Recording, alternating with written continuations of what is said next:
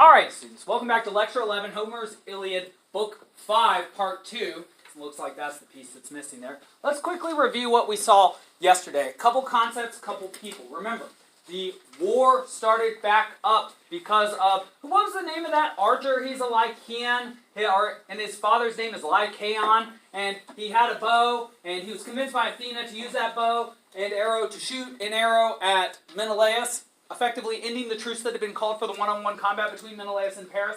Yes? Pandaros. Yes. Pandaros indeed. And so, Pandaros started the war back up. We then met a very young Achaean. His father is Tydeus, one of the 7 against Thebes. His father was a short man, and yet he was a great man. He is a short man who casts a long shadow. You might say, who is this young Achaean captain? Obviously very wealthy, brought 80 ships to Troy, who wishes to do deeds of great valor. Yes? Diomedes. Diomedes, indeed. And, I would be even more impressed if any of you remembered the lieutenant of Diomedes, whose father, Capaneus, was also one of the 7 against Thebes. I'll tell you something that you'll remember, probably that will make you remember Capaneus better than Sthenelos. A, you will meet Capaneus next year in the Inferno. He will be a blasphemer. B, this is how he died. He climbed the stronghold of Thebes and then yelled at Zeus. He called him Jove. He said, "Are you real, or are you just a folk tale made to scare women and children?" So Zeus, wielding the mighty thunderbolt, fulminated him. You say, "Mr. Schmidt, what does fulminated mean?" I say, it means to throw a lightning bolt at someone and light them on fire, which we now use to mean to light someone up when you insult them really well. And so, yes, that is how whose father died? The lieutenant of this Diomedes, yes? Sthenelos, perfect pronunciation. Very hard for us who speak American English to pronounce S-T-H, Sthenelos. I'll write a word very quickly. This is the place that Aineias comes from. See if you can do this one. Is that an N or an I? P-H-T-H-I-A. We usually say Pythia, just being sort of lazy, but it's Pythia. Yeah, I know. It's interesting. The Greeks had a couple letters, theta and phi in particular, that were just aspirations. They just made sounds. In fact, our letter H is just a breathing sound. You don't actually use really any part of your mouth. Isn't that interesting? Just something quick before we move on to things that are more interesting. There are 4 types of letters you form by using different types of your mouth. There are labials, with which you use your lips. There are palatals, which you use the top of your mouth for, like duh and tuh. There are gutturals, like guh and kuh, that you use the back of your throat for kuh. And let's see, there's one other. There's labials, gutturals, dentals, and I'm pretty sure there's one other one too that I can't think of here. But the labials are like ba and pa. Yeah, and then dental, duh. Notice that your tongue, you form these letters in a different way. Isn't that weird? Well, that's part of the fact that you speak English. Alright, in any case, this Pandaros guy, we know about him. This Diomedes guy, we know about him. We know about his lieutenant Sthenelos. We know about their dads and the 7 against Thebes. Also, tîmê and kleos. Remember these concepts. They're very closely intertwined. They are not the same. However, tîmê, what is it? Tîmê is honor, whereas kleos is glory or fame. In fact, kleos specifically is that which is said about you. Your kleos is your reputation. It is the legend that is spoken about you, whereas tîmê is your actual honor. Now, your honor, is it abstract for Achaeans, or is it deadly physical?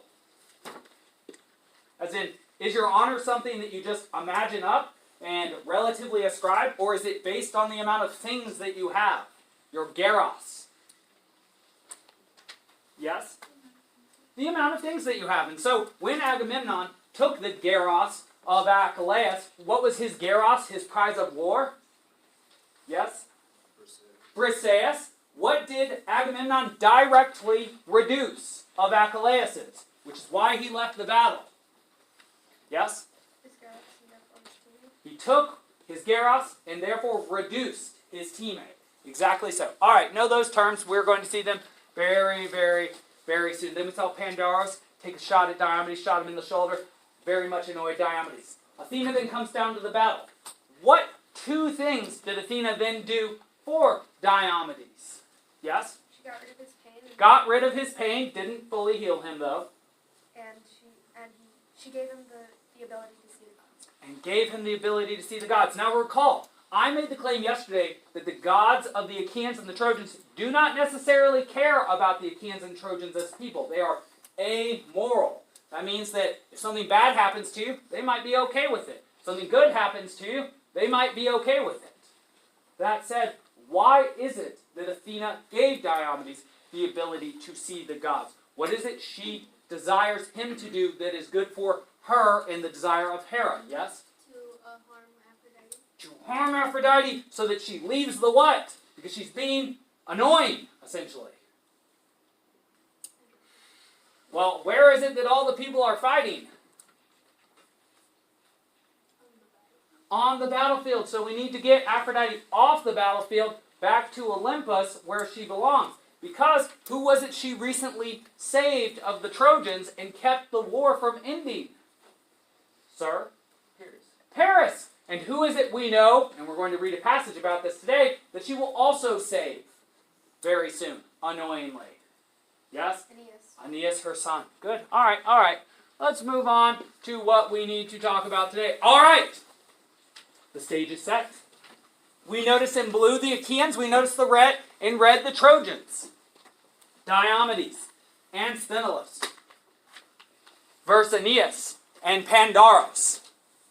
Now, first and foremost, Pandaros explains to Aeneas why he has no chariots. And again, this speaks against the intelligence of Pandaros. Just as he has allowed himself to be convinced by Athena that it was a good idea to shoot Menelaus because he would receive more prizes from the Trojans when Menelaus died, thinking that was a good idea, which obviously was a bad idea because it will lead directly to his downfall and death. Well, he also apparently is a very bad planner. When he was deciding to come to Troy, he is rich. He was rich enough to bring chariots. And yet, for some reason, he left them at home. And so he goes through this long explanation, essentially discrediting his character in our minds, in order to tell Aeneas that if he's going to fight alongside Aeneas, he needs to jump into Aeneas' chariot. Now, something about Aeneas as a Trojan is that Aeneas has mighty fine horses. And remember, a mighty fine horse at this time is a mighty fine thing to kill a person for. Because a mighty fine horse is like a mighty fine car that has a horse as its emblem these days. You might not know what that is. It is Ferrari. Yes, which is an excellent brand of car. An Italian brand. Most Italian brands are considered luxury cars. Ferrari, Porsche. That might be German, actually. Yeah, is it? Yeah, Ferrari, Maserati. That's the other one that people really like. In any case, those are nice cars. Aeneas has those equivalent of horses. In fact, his horses, his father, Anchises, had stolen some immortal horses, apparently, and had bred them with his horses, and so now he's got the really good horses. And so Diomedes starts thinking, I'm going to fight against this Aeneas. I want to make sure that it's worth the effort. So Sthenelos, when we fight against him, if I kill him, what do I need you to do? I need you to lead away those horses. Because, well, I want those Ferrari horses back at my tent. And, well, you'll see this actually happen multiple times that people's horses get led away. And something weird about horses, Achilles has two immortal talking horses. Xanthos and Balios are their names, yes. They'll talk once, just to talk smack back to Achilles when he blames them for somebody dying who's actually, who Achilles is more to blame than they are. And they will say that to him. And so, literally, Achilles will get defeated in a battle of wits by a horse. All right, good. In any case, Pandaros mounts Aeneas' chariot. And then Sthenelos and Diomedes, back to them. Diomedes refuses to retreat. The reason why he refuses is, A, he wants glory. B, he knows he has to go engage with the enemy because he needs to find Aphrodite and he needs to get her off the battlefield. The best way to get her off the battlefield is to have her try and save somebody she cares about. Somebody she cares about is obviously a Trojan, but who does she care about more than just a Trojan? Her son. And so, who do we need to attack? Her very dangerous son. And so, I want you to have the appropriate appreciation of this fight. This is our first major fight we are going to see. And it is not necessarily the case that Diomedes is far stronger than Aeneas. We just don't know. at this moment. Now, we will know afterwards who is stronger and the more capable fighter, but at this point, it takes bravery, because we don't know. Alright, good. The fight begins. And this is where I want us actually to pause our writing and open our books to page 152, book 5, lines 275 or so. Yes. We are going to watch the fight between Diomedes and Pandaros, and then Aineias and Diomedes. Just following what I just said, you can probably tell how the fight between Pandaros and Diomedes goes. If we're going to see the fight between Pandaros and Diomedes, and then Diomedes and Aineias, what surely do we know? Yes? Pandaros dies. Pandaros does not do so well against Diomedes. Let me begin. First to Diomedes, called out, the shining son of Lycaon. This is Pandaros. Enjoy these words. Enjoy these words as if they are his last. Valiant and strong-spirited, O son of proud Tydeus, you were not beaten then by the bitter arrow, my swift shot. Now I will try with throwing spear to see if I can hit you. So he spoke, and balanced the spear, far shadowed and through it. And we see that there's a theme here. Just like with the battle between Menelaus and Paris, we have projectiles thrown first. In this case, arrows not shot, but spears being thrown. And so the far-shadowed spear. You might not know why it's called far-shadowed. When the spear is flying, what's beneath it? A shadow. And the spear can travel what distances, short or far? Far. So the shadow moves. And that's the idea you're supposed to have while you think of this. Yes. Ooh, yes. Also something you might not have noticed, but you might start to be noticing, is that whenever there is a big battle, the champions have a chance to give a speech. Now, if you said, Mr. Schmid, didn't you say that this is a giant melee where people are throwing spears and rocks and shooting arrows constantly, and that if you take a moment to try and strip armor from someone, you might get killed because you don't have any time? I say, yes. This is certainly a poetic convention. If you were to stand in the middle of the battlefield and give a long speech, you would surely be killed. And so this is something that the greatest warriors are given the opportunity to do in the poem because of their greatness. Not because it would actually happen this way in a real battle. All right. Valiant and strong-spirited, O son of proud Tydeus, you were not beaten by the bitter arrow, my swift shot. Now I will try with the throwing spear to see if I can hit you. So he spoke, and balanced the spear, far shadowed and through it, and struck the son of Tydeus in the shield. And the flying bronze spear was driven clean through and into the corslet. So the spear has gotten into his breastplate. If it goes through there, he will die. But it doesn't. It just goes into the corslet, not through the corslet. Close call. Whew. Would be a real bummer to die to Pandaros. And the shining son of Lycaon cried aloud in a great voice, now are you struck clean through the middle? He thinks that he killed him. He did not kill him. And I think that you will not hold up for much longer. You have given me great claim for glory. Great claim for glory. What does he think in killing Diomedes, which he has not done, but he assumes he has, Pandaros has added to? His tîmê or his kleos? What is one's glory, the things said about one based on one's deeds? Yes? Kleos. He thinks he has added to his kleos. He might have spoken a little quickly. Then strong Diomedes answered, not frightened before him, you did not hit me. You missed. But I do not think that you two will go free until one or the other of you has fallen to glut with his blood Ares, the god who fights under the shield's guard. He spoke and threw. And Pallas Athena guided the weapon. Oh man, this very much focus on this. To the nose, next to the eye. And it cut on through the white teeth, and the bronze wearless shore, that means cut, all the way through the tongue's base, so that the spearhead came out underneath the jawbone. He is essentially, I don't know if you've ever had meat on a stick, like a shish kebab. That is Pandaros. The spear is sticking through his nose, down his tongue, out his throat. He is, except for he can't do that because I think it's going to tell us that his tongue comes out. He dropped then from the chariot, and his armor clattered upon him, dazzling armor and shining, while those fast-running horses shied away. And there his life and strength were scattered. All right. Interestingly enough, it gets better from here. Pandaros is very much dead. Sorry, Pandaros. But Aeneas sprang to the ground with shield and with long spear, for fear that somehow the Achaeans might fall off the body. And here's the Homeric simile. Look for these. Like a lion, Mufasa-like, in the pride of his strength, stood over him, holding before him the perfect circle of his shield and spear, and raging to cut down any man who might come to face him, crying a terrible cry. Ah! So he jumps down from his chariot in a kind way to defend the body of Pandaros, because what probably do Sthenelos and Diomedes want to do to the armor that is on the now dead body of Pandaros? Yes? Take it, right? And so he defends his friend. That's a good thing for him to do, if he's strong enough. Let's see. But Tydeus' son, in his hand, caught up a stone. A huge thing. I love this claim right here. You'll see this often. A huge thing which no two men could carry, such as men are now. This is something that Homer talks about. He says, in the old days, people were stronger. Not like people these days, degenerate and weak. It's sort of like how older generations always talk. Maybe you have a grandparent and they're like, you got it so easy today. You got that genius teacher over there who color codes his lectures and will send them to you and records them. And we ain't talk about no Achaeans back when we was getting learning. Well, it's like, and when we were going to school, we ain't have no Maseratis or Ferraris to get in. What we did is we walked 2 ways uphill in the snow for 2 miles.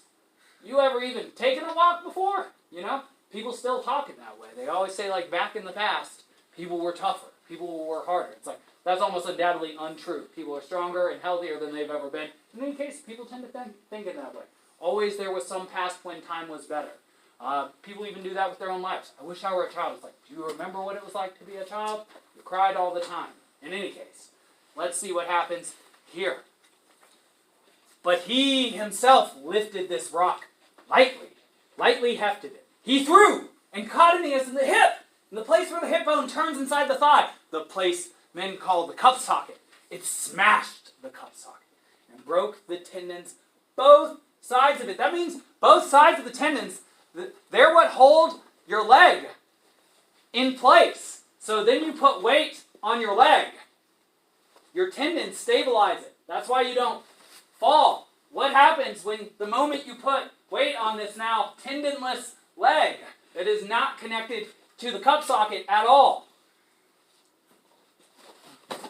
You fall, right? It goes all wiggly and squiggly, and everybody who sees it goes like, ah, ah. It's gnarly. And I have seen something like this happen to somebody. I saw a Muay Thai fighter kick another Muay Thai fighter, get checked with the other shin, and I saw the first fighter's leg then wrap around the other guy. And then he tried to step on it, and of course it collapsed, and everybody was horrified. His name was Anderson Silva. You can see it on YouTube.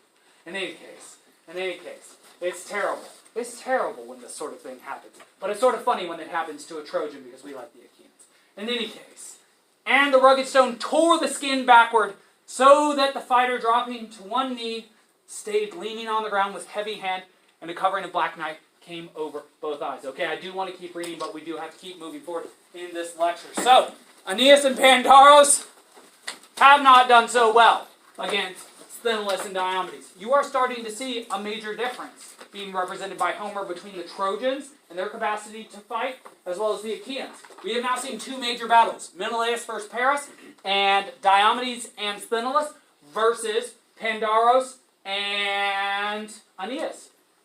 When Achaeans fight against Trojans, how do the Achaeans tend to do?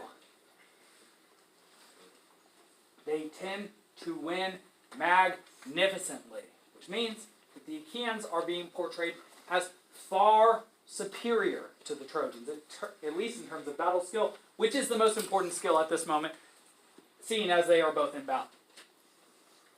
Now, we recall the whole point of attacking Aeneas as Diomedes was to lure Aphrodite in so that we could somehow harm her, so we could send her back to Olympus so she can stop helping the Trojans.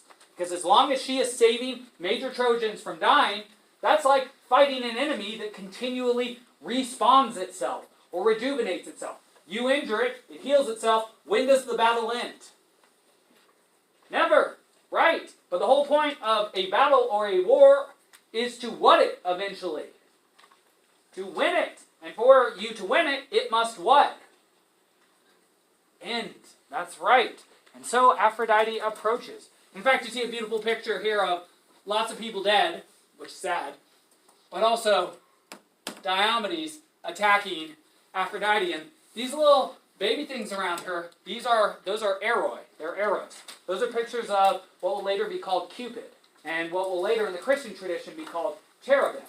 And yes, those little baby angels you see in cathedrals are directly co-opted by the usually Catholic artists from the Greco-Roman mythology. And, well, you know, a lot of that happens. In any case, we'll talk a lot about that next year in the Inferno when we see Dante being a part of the Christianization of the Greco-pagan world. In any case, Aphrodite approaches. While she approaches, Sthenelos is being a good lieutenant. He leads away those mighty fine horses of Aeneas. He has not forgotten his role in this particular scenario. And so, as Aphrodite comes down, she thinks that she is what to all the mortals? Because that is what she always is. Yes? Invisible. And so she comes down thinking it will be all hunky-dory. There will be no problem for her to pick up her son Aeneas and to whisk him away just as she had once done with Paris. However, she did not account for the fact that Athena would have given Diomedes the ability to see the gods, which she did. And so now Diomedes sees this sitting duck, this Aphrodite, who had kept the war from ending, and stabs her in her hand. Just a little wound in the hand, just a little prick. But it's enough for Aphrodite to go, ah! Gasp in pain, and to drop her son. Literally drops him. She's a goddess. He's going to die with his gangly leg that doesn't work anymore. Lucky, however, for her and for him, the strongest of the Trojan gods abandons the Trojan wall for a moment to grab Aeneas. And in fact, Diomedes tries to attack him, but Apollo is at another class from Aphrodite and Ares. Aphrodite and Ares can be injured by mortals. Apollo you cannot even touch. In fact, we will see multiple times in Achaean attempt to attack Apollo. We'll see Patroclus, who is the number 2 to Achilles, attempt it. He will fail entirely. We'll see also Paris try it. And actually in a work that's called Post-Homerica, we see Achilles try it too, and even he fails. Nobody's anywhere close to as strong as Apollo except for Athena. And of course, Zeus is the most powerful of all the gods. Apollo and Athena are the number 2 and the number 3. Athena's number 2, Apollo's number 3, by the way, at least according to Carl Karengi. That said, when Apollo wants to save a mortal, that mortal will get saved whether you can see him or not. And the reason why it is Apollo that saves him is that Apollo, as you know, is the god of many things. One of the things he's the god of is the opposite of causing plague. What is the art by which you might heal plague or any disease? We call it the what art? Yes? Medicine, the medical art. He is the god of medicine. And so, in fact, it is the case that the god Asclepius, who was supposedly the father, it was either of Hippocrates or Galen, who were the first doctors. Apollo is the father of the god Asclepius, who is the later god of medicine, who is the father of the first doctors. And in fact, doctors even today, and I know this because my fiance is one, take the Hippocratic Oath based on Hippocrates, what he said. And what they say is do no harm. And they agree to heal all people, just as I agree to teach all people, which is why I record these lectures and give them to you all forever. In any case, something to note, Ichor is the name of the god of the blood of the gods. The gods are not made out of flesh and bone. They don't eat food. They drink nectar. They eat ambrosia, whatever that stuff is. Sort of like, if you ever read the Old Testament, manna, something that falls from the heavens. I can give you an allegorical interpretation of that, but not right now, maybe next year. In any case, what falls from her is Ichor. It's called Ichor. You will definitely be tested on that. Know that it's not blood. If I say, what substance falls from Aphrodite, and you see blood, that's a trick. The answer is Ichor. In any case, Apollo swoops in. He, in his aspect called Paion, he has multiple names, will then heal Aeneas. And it'll actually be a really weird moment for people because they're going to see Aeneas sitting around with his old gangly leg and think he's like pretty much done and dead. And then all of a sudden, like a page or two later, he's going to be right back in the fight. And people are going to be like, what happened there? Yeah, something weird. Apollo happens there. In any case, Aphrodite then takes a chariot back up to Mount Olympus and starts whining to her mother. Her mother's name is Diomedes. And so something you know about Aphrodite is she is the daughter of Zeus and also not the daughter of Hera. She is herself, as a cheating goddess, a product of infidelity or cheating. Just as many of the gods are. Apollo and Artemis, father Zeus, mother Leto. The only gods, Hermes, Zeus is his father, Maya is his mother. Dionysus, Zeus is his father, Semele is his mother. The only two gods that we know of right now that have Zeus and Hera as parents are Ares, sort of a disappointment to Zeus. He actually calls him the most hateful of all the gods to him. And at least in this case, potentially Hephaestus, though traditionally in mythology, Hephaestus is born parthenogenically. That means without a man by Hera. Supposedly she has him herself in response to Zeus having Athena born out from his head, which is a weird story, but I can explain what that means soon enough. In any case, let's keep moving. Ares then gives strength to the Trojans, and we know how our battle plan is going to change as we move forward now. Now that we have gotten rid of Aphrodite and we know that we cannot attack Apollo, there is one Trojan god left to get off the field, the one that just gave strength to the Trojans. Who are we going to have to target next as Diomedes? Yes? Ares himself. But we need to wait for Athena to tell us, because she said just go after Aphrodite. Do not try and engage with any of the immortal gods. So Diomedes is going to take a break. During that break, we are going to meet Sarpedon. We are going to see him fight against one of the sons of Heracles, one of the Heracleids. And his name is Tlepolemos, and we will do that tomorrow.